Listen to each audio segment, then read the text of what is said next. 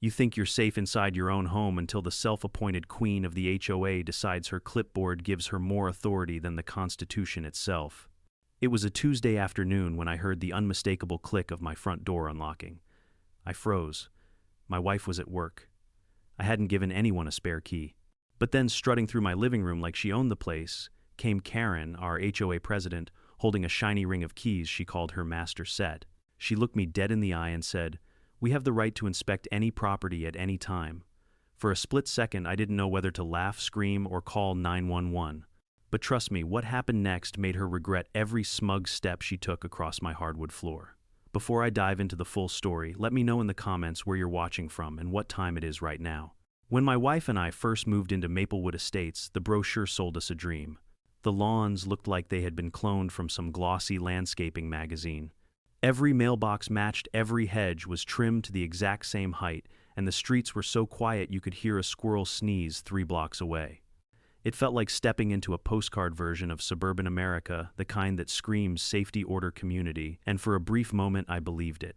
I thought I'd finally found a place where I could mow the grass without the roar of traffic behind me, where my wife could jog at dawn without a single worry, and where neighbors waved instead of stared. But behind that curtain of perfection lurked the HOA, the real engine of Maplewood Estates, and the driver of that engine, Karen. Now, when I say Karen, I don't just mean the haircut and the glare, though. Believe me, she had both. I mean the kind of woman who carried a clipboard like it was a sword, who treated bylaws like they were the 10 Commandments, and who seemed to think her suburban fiefdom was the last line of defense against chaos. If your garbage can lean 1 inch too far from the curb, Karen would notice. If a dandelion sprouted in your yard, Karen would photograph it like it was evidence at a crime scene. The first time I met her, she introduced herself like this: "I'm Karen, president of the Maplewood HOA. We keep things perfect here. Not welcome to the neighborhood, not nice to meet you, just a declaration of power." She gave me a once-over eyes, flicking from my boots to my beard like she was cataloging violations. I hadn't even committed yet. I laughed it off at first. My wife and I had just moved boxes in. I wasn't about to pick a fight with the neighborhood monarch. But the longer we stayed, the more obvious it became. Karen wasn't protecting perfection. She was enforcing it like a tyrant with too much time on her hands. It started small. A polite slip in our mailbox: "Your grass is 2 inches above regulation height. Please mow immediately." I measured it, it was fine. 2 days later, another notice: "Your mailbox paint appears faded. Please repaint by Friday." Faded, the thing was practically sparkling. Then came the real kicker. One evening, my wife parked her car a little too close to the edge of the driveway, still within our property line, mind you. The next morning, taped to her windshield was a bright orange warning: "Improper vehicle positioning.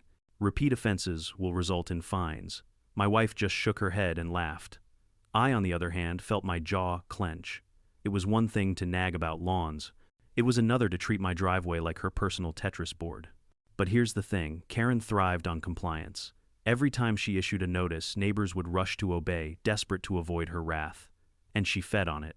You could see it in the way she strutted down the sidewalk, clipboard in hand, eyes darting from house to house like a hawk scanning for prey. She wasn't protecting property values, she was protecting her ego. My wife told me to ignore it. "Pick your battles," she said, sipping her coffee while flipping through one of those crime thrillers she loves. And maybe she was right. At first. Because the more I tried to ignore Karen, the more she seemed to circle our house like a shark sensing blood in the water. One Saturday morning, I was trimming hedges when she marched up the driveway. "Your fence needs repainting," she announced. I turned, sweat dripping down my forehead, and said, "Karen, the fence is fine. It's brand new." She squinted at it like she was inspecting a counterfeit bill. "The shade of white doesn't match HOA standards." I stared at her, then at the fence, then back at her. "White is white, Karen." She smiled that smug little smile. "Not in Maplewood Estates." And then she scribbled something on her clipboard and strutted away. That's when it hit me: this wasn't about order. This was about power. Karen wanted control, and she wanted me to bend. But I've never been good at bending. The neighbors, though, they bent like reeds in the wind. Mr. Thompson across the street repainted his garage door 3 times in 1 year. The Carters replaced their mailbox because Karen said it was too whimsical. Whimsical. It was a mailbox with a small sunflower painted on it, for crying out loud. By the time I'd been there a month, I realized something chilling. Maplewood Estates wasn't a neighborhood, it was a kingdom. And Karen was the queen nobody dared oppose. But every queen eventually overplays her hand. The real crack started to show the night I caught her photographing my backyard. She thought I didn't notice, but there she was, lurking by the fence line, camera phone raised. When I called out, she jumped like a teenager caught sneaking out past curfew. She shouted something about HOA standards and scurried off. My wife told me to let it go, but I couldn't. That was my backyard. My space. That's when I started keeping mental notes. Dates, times, things. She said things she did. It felt paranoid at first, like I was building a case. But deep down, I knew it wasn't paranoia, it was preparation. Because if there's one thing I've learned in life, it's this: bullies don't stop until you make them. And Karen, she wasn't stopping anytime soon. I didn't know it yet, but her obsession with control was about to push her one step too far.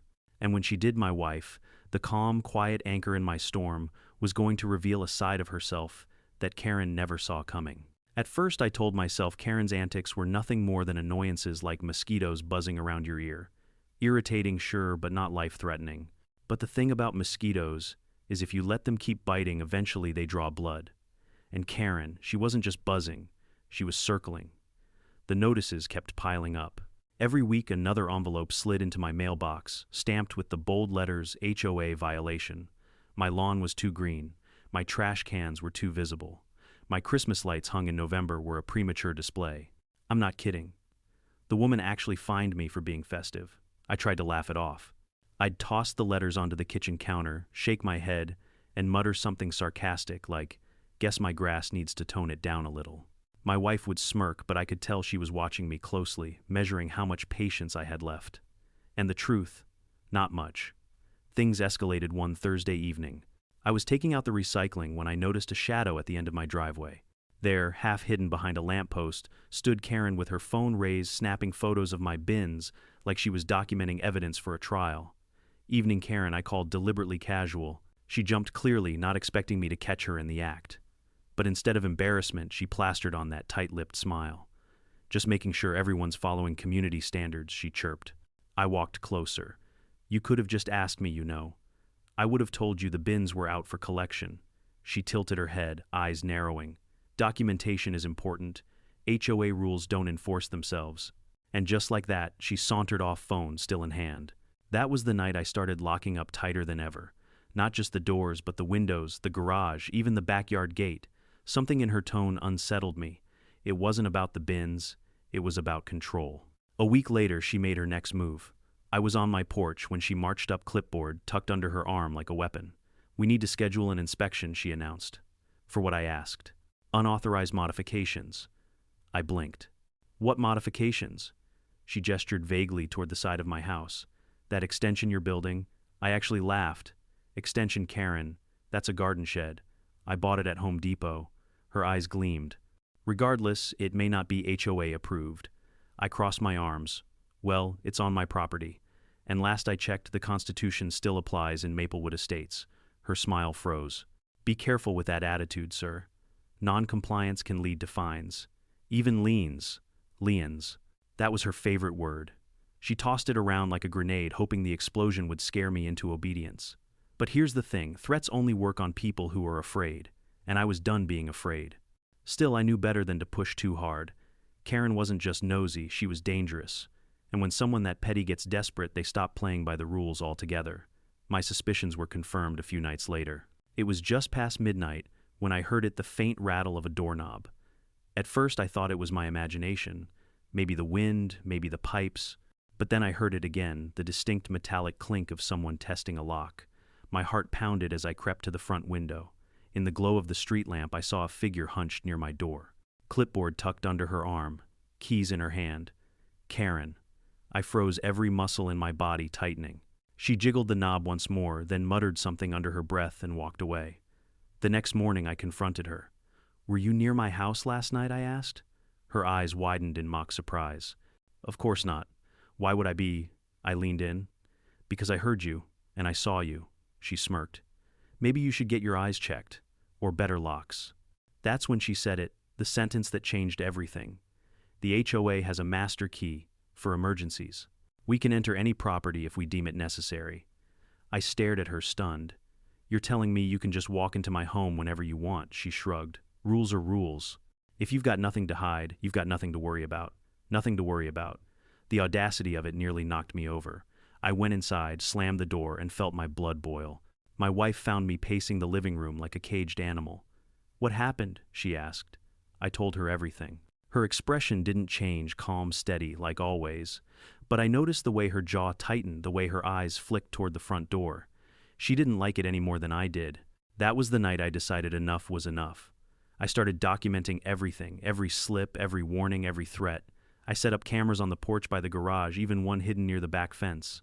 Karen thought she was untouchable. She thought her clipboard, and her so-called master key, gave her absolute power. But power is only as strong as the illusion people believe in, and I was about to shatter that illusion. I didn't know when she'd strike again, but I knew she would. People like Karen can't help themselves. They crave the next confrontation like oxygen. And when she finally overstepped, when she crossed that last unforgivable line, she was going to find out that the only master key that mattered was the one my wife carried in her badge wallet. By this point, I had learned to live with a constant hum of irritation like a smoke detector with a dying battery that never quite shuts up. Karen had become part of the background noise of Maplewood Estates, always watching, always judging, always looking for an excuse to wedge herself into my business. But then came the day she stopped circling and finally lunged. It was a Saturday morning, and I was halfway through my second cup of coffee when there came a knock at the door. Not a polite knock, not the kind of knock neighbors use when they're dropping off a plate of cookies. No, this was the authoritative knock, the kind that says, "Open up or else." I swung the door open, and there she stood, clipboard under one arm, phone in the other, and that smug grin plastered across her face like she'd just caught me shoplifting. "Morning," she said, pushing past me before I could even invite her in. "Excuse me," I stepped in front of her, blocking the entryway. She tilted her head. "We've received complaints about unauthorized construction inside your home. I need to take a look." I barked out a laugh. "Inside my home, complaints from who? Your reflection?" She ignored me, tapping at her phone.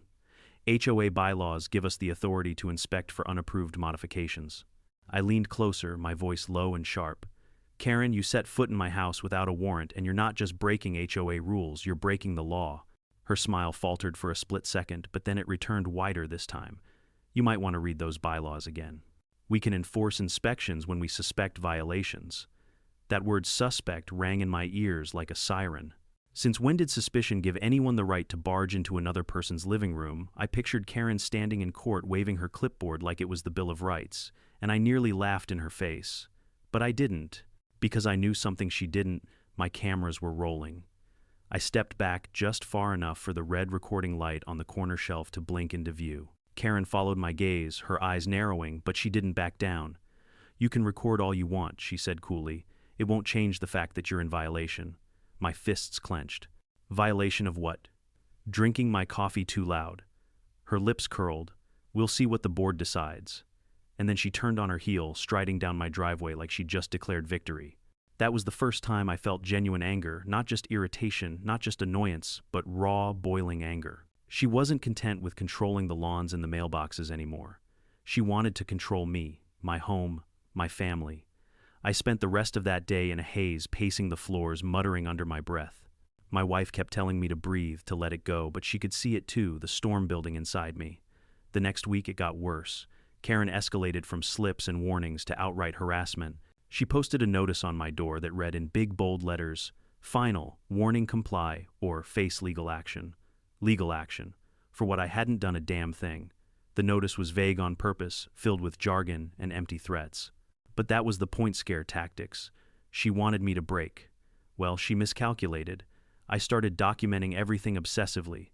Every time she walked past my property, I logged the time. Every phone call, every slip of paper, every thread I built, a dossier thicker than a phone book.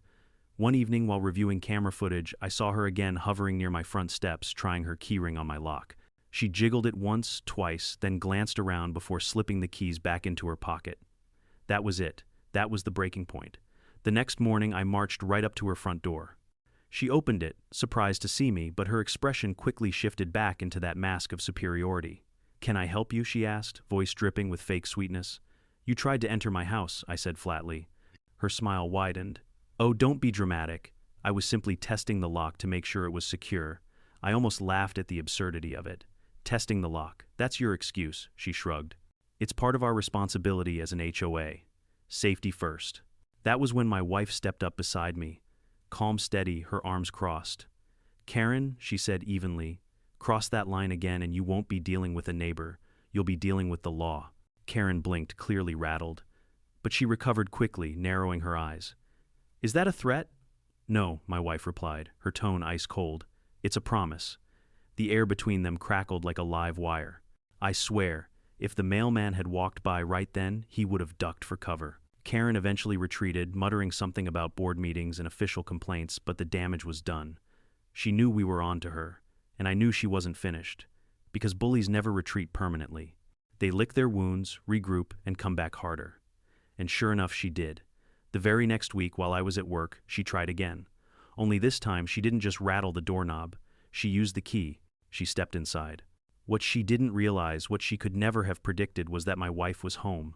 And the moment Karen crossed that threshold, she wasn't just a nosy neighbor anymore. She was a criminal. And she was about to learn that the only authority that mattered wasn't written on HOA bylaws. It was stamped in gold, on a federal badge. I'll never forget the sound. Not the creak of the door, not the shuffle of footsteps on the hardwood, but the click. That metallic, unmistakable click of a key turning in a lock that should have been secure. I wasn't home when it happened. I was 2 miles away, stuck in traffic, inching toward my driveway after a long day at work. My phone buzzed with a notification from the security cameras. Front door opened. At first I thought it was my wife. She usually beat me home. But then another notification, living room motion detected. I tapped into the live feed and my stomach dropped. There she was, Karen, standing in the middle of my living room like she was surveying her own palace. Clipboard tucked under her arm, phone in her hand, eyes scanning every corner like a predator inspecting its territory. I gripped the steering wheel so tight my knuckles turned white. I wanted to slam the car into gear and race home, but all I could do was watch as she wandered through my house like she had been crowned Queen of Maplewood Estates, and this was her royal inspection. She muttered to herself something about unapproved modifications and evidence for the board. Every now and then she snapped a photo, the flash bursting like little explosions of arrogance. But then she made her biggest mistake.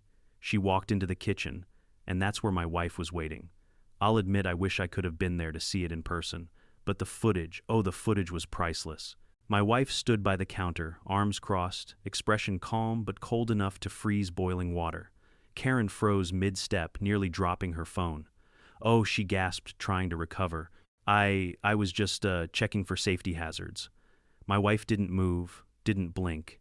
She just tilted her head slightly, like a cat watching a mouse that had scurried into the wrong hole. Safety hazards, she said quietly. In my kitchen, Karen floundered, her words tripping over themselves. Well, yes. The HOA has protocols. Emergency access. I have the master key, you see. She jingled the keys nervously as if shaking them would somehow make her trespassing legal. That's when I burst through the front door. I don't even remember shutting off the car engine. I just remember storming into that living room, chest heaving, rage boiling up my throat. What the hell do you think you're doing? I roared. Karen jumped so high, she nearly hit the ceiling.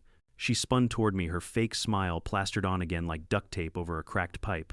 Oh, you're home early. I was just performing a routine inspection. I stepped closer, my voice low and dangerous. In my living room, with your so-called master key, her smile faltered. It's within my rights, as HOA president. Wrong. I cut her off, jabbing a finger toward the door. You crossed a line. You broke into my house. That's not authority, Karen, that's burglary. Her cheeks flushed, but instead of apologizing, she doubled down.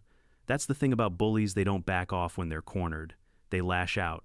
You people think you can just do whatever you want, she snapped. This neighborhood has standards, rules. Without me, it would fall apart in weeks. We own this community, we own these homes. You just live here. For a moment, the room went dead silent. Even the hum of the refrigerator seemed to stop. I let out a low laugh. You own my house. That's funny because last time I checked, my name is on the deed, not yours. And the only thing you own right now is a stack of criminal charges waiting to happen. Karen's eyes darted to the cameras in the corners. She knew she was caught. Every second of her illegal little inspection was recorded, stamped, and ready for evidence. But before I could even pull out my phone to call the cops, my wife stepped forward. Calm, steady, and deadly serious. She reached into her jacket pocket and pulled out a small black wallet. She flipped it open with a practiced snap, and the gold shield gleamed under the kitchen light. Karen's jaw dropped. She stammered, her face draining of color. You're law enforcement. My wife's eyes never left hers. federal law enforcement, and you just committed a crime. If Karen had looked pale before now, she looked like a ghost. She stumbled back, nearly tripping over her own shoes. I didn't know. I thought. You thought wrong, my wife cut her off. Her voice was steel, no louder than necessary, but carrying the kind of authority that makes grown men confess their sins. You used a master key to unlawfully enter a private residence. That's breaking and entering. That's trespassing. And with your threats and harassment, that's a whole laundry list of charges. Karen's lips trembled. For the first time since we'd moved to Maplewood Estates, she wasn't smirking. She wasn't smug. She wasn't strutting. She was terrified. I stepped closer, pointing to the camera on the shelf. It's all on tape, Karen. Every second. Your little reign of terror, it's over. For once, she didn't have a comeback. She didn't scribble on her clipboard. She didn't threaten fines or liens. She just stood there, frozen like a statue cracking under its own weight. I almost felt sorry for her. Almost. But then I remembered every slip, every warning, every late-night rattle of my doorknob, every smug grin as she waved that clipboard in my face, and any sympathy I might have had vanished. This is my house, I said, my voice steady, now controlled, and you'll never set foot in it again. Karen didn't argue. She didn't fight. She just turned slowly and walked out the door silent for the first time in her life. But it wasn't over. Not by a long shot. Because once you break into someone's house, you don't just walk away scotangent-free. And with my wife's badge gleaming like a sword, Karen was about to face consequences she never imagined. There's a certain kind of silence that only comes when a bully realizes the rules of the game have changed. That was the silence that fell in my kitchen the moment my wife flipped open her badge. Karen, the all-powerful HOA queen, was suddenly reduced to a trembling woman with a jingling keyring and no more excuses left to spin. Federal Karen stammered, her voice cracking like glass. She took a step back, eyes darting between the badge and my wife's face, as if hoping it was some elaborate prank. My wife didn't blink. That's right, she said, her voice calm but sharp enough to cut steel. Department of Homeland Security. And what you just did wasn't an inspection, it was a crime. Karen shook her head frantically, the bravado leaking out of her like air from a punctured balloon. No, it was a misunderstanding. The HOA bylaws do not supersede federal law, my wife cut her off, snapping the wallet shut. The sound was final, like a gavel slamming down in a courtroom. You broke into a private residence. You trespassed. You abused your position to intimidate and harass. I leaned against the counter, arms folded, savoring every second. Funny thing, Karen, I said, smirking. All this time you thought you had the master key. Turns out you've been playing checkers while my wife was playing chess. Karen looked at me with wide, desperate eyes as if I might throw her a lifeline. But I wasn't about to save her. Not after months of threats, fines, and her smug little clipboard routine. She had earned every ounce of fear she was drowning in now. Look, let's not blow this out of proportion, she pleaded. Her voice wavered, and for once the queen of Maplewood Estates sounded more like a peasant begging for mercy. I was just trying to maintain standards. You know how important property values are? My wife raised an eyebrow. Property values. You think that excuses breaking and entering Karen's face, flushed.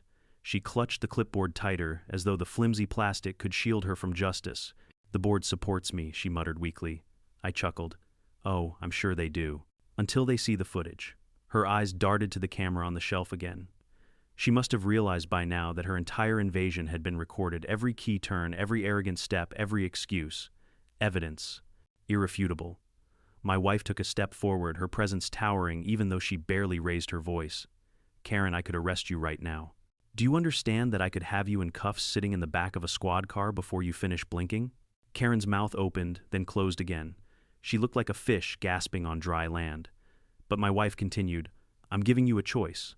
Karen perked up, eyes shining with sudden desperate hope. A choice, yes. My wife's tone softened slightly, though her eyes never wavered. You can leave this house right now and never ever step foot on our property again. Or I can call in the local police, hand them this footage, and press charges. Breaking and entering. Harassment. Abuse of authority. Do you really want that on your record? Karen swallowed hard. Her hand shook as she stuffed the jangling keys back into her pocket. I'll go, she whispered. Good, my wife said, simply as though dismissing a child caught stealing cookies. But as Karen turned to leave, I couldn't resist twisting the knife. Hey, Karen, I called. She paused, her shoulders stiff. All those years you waved that clipboard in people's faces. All those fines and threats. I bet it felt good to be the queen. She didn't answer. Well, I continued my voice, low and sharp. Queens fall too. She fled without another word. The moment the door clicked shut behind her, I let out a long breath I hadn't realized I'd been holding. My wife slipped her badge back into her pocket and looked at me with that same calm expression she always wore, like she hadn't just dismantled a tyrant in under 5 minutes. You enjoyed that, I said. She smirked. Maybe a little. I laughed, tension flooding out of me like water from a burst dam. For months I'd felt powerless, cornered by Karen's constant harassment. But now the power dynamic had flipped completely. She wasn't untouchable anymore. She was exposed, vulnerable, and that was only the beginning. Because as much as Karen wanted to slink away quietly, she'd made too many enemies in this neighborhood. People had whispered for years about her abuses, her petty vendettas, her obsession with control, but no one had dared to stand up to her. Not until now. And with my wife's badge in play, the whispers were about to become roars. That evening, we sat at the kitchen table reviewing the footage. My wife copied it onto a secure drive while I drafted an email to the HOA board.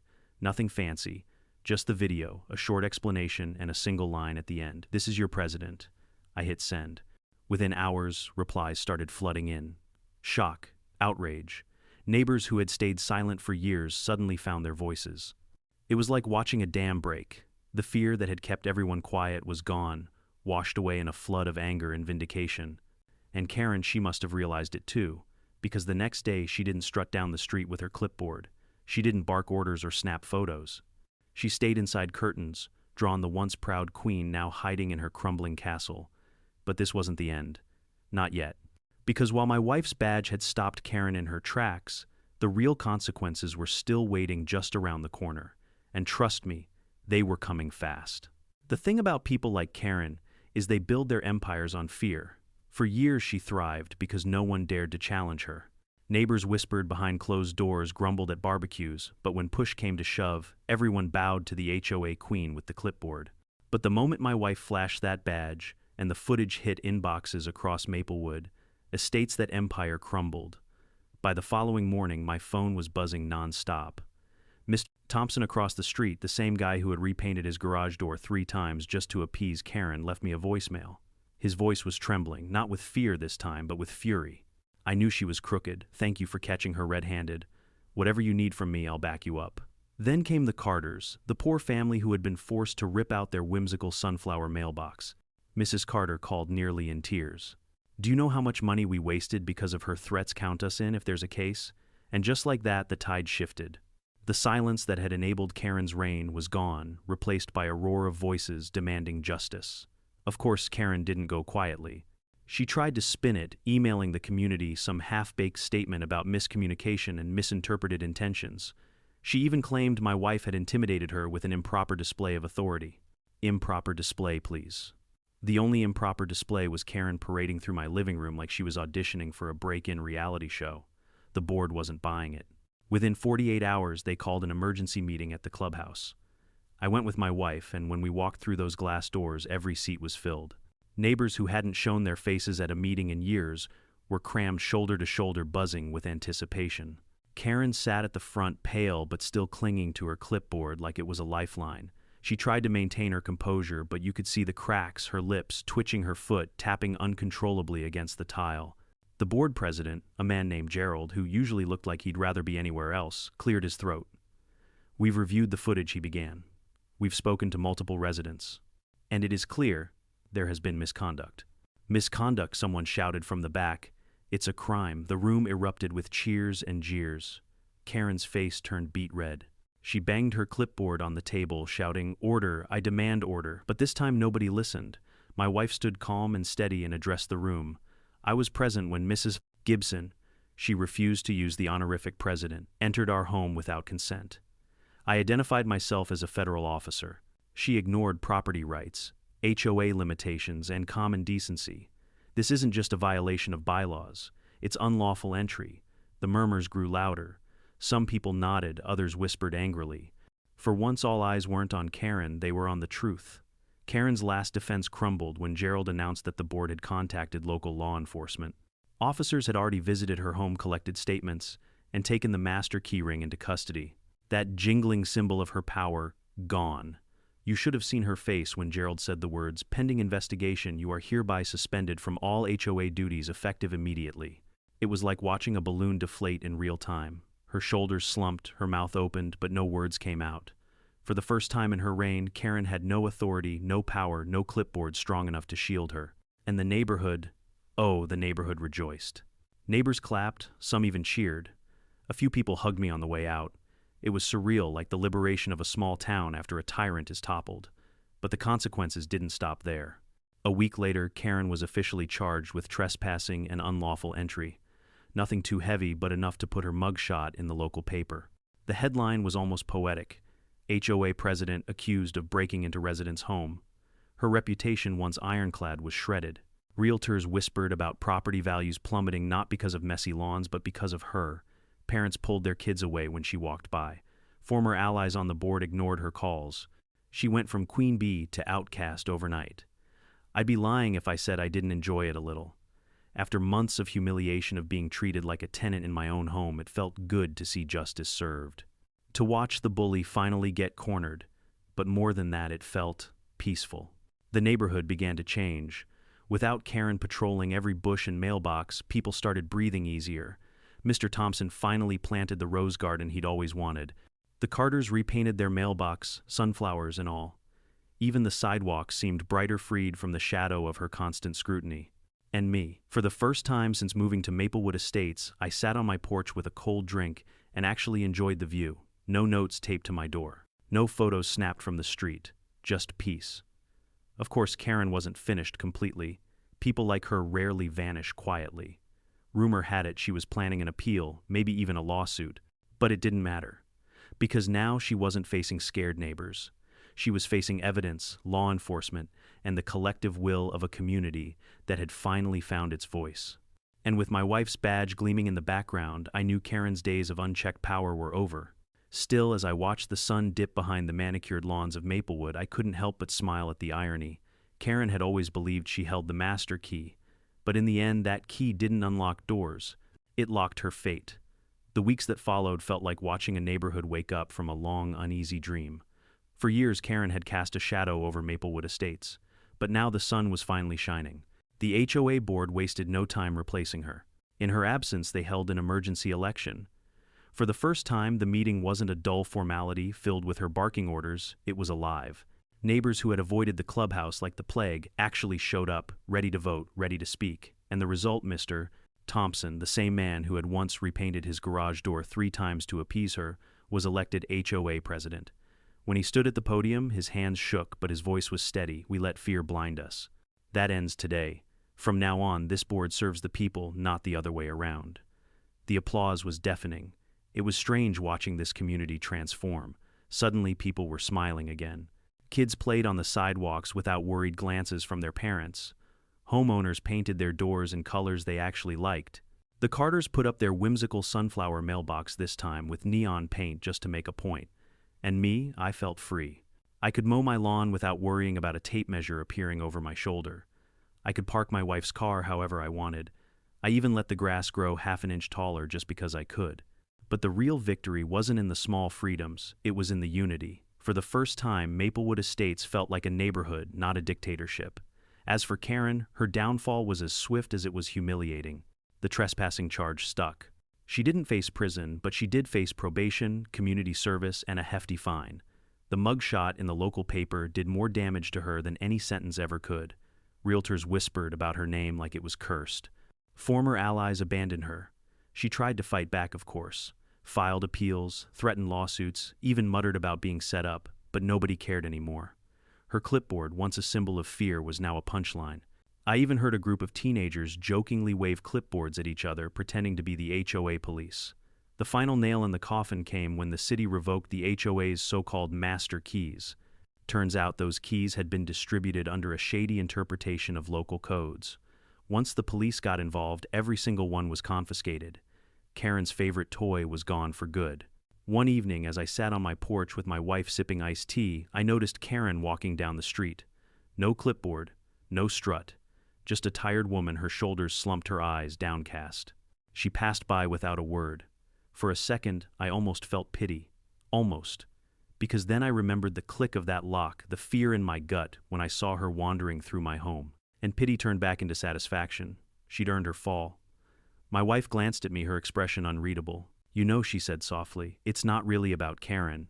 I frowned. "What do you mean? She was just a symptom," my wife replied. "The real problem was that everyone let her get away with it for so long. Fear, silence, compliance, that's what gave her power." I thought about that. She was right. Karen had only been strong because everyone else had been too afraid to speak up. Once the truth came out, her empire collapsed in days. It made me wonder how many other neighborhoods were living under their own Karens ruled by fear and silence. But here in Maplewood, things were finally different. We'd taken back our peace. And no one was going to hand it over again. As the sun dipped below the rows of houses, I leaned back in my chair and smiled. "Funny," I said. "She thought that key unlocked every door in this neighborhood. Turns out it just locked her own fate." My wife raised her glass. "To freedom," she said. "To freedom," I echoed, clinking mine against hers. And for the first time since moving into Maplewood Estates, I believed it. Stories like this might sound like pure drama, but they carry a truth that cuts deeper than any HOA fine.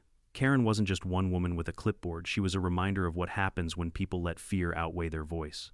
Power left unchecked always grows.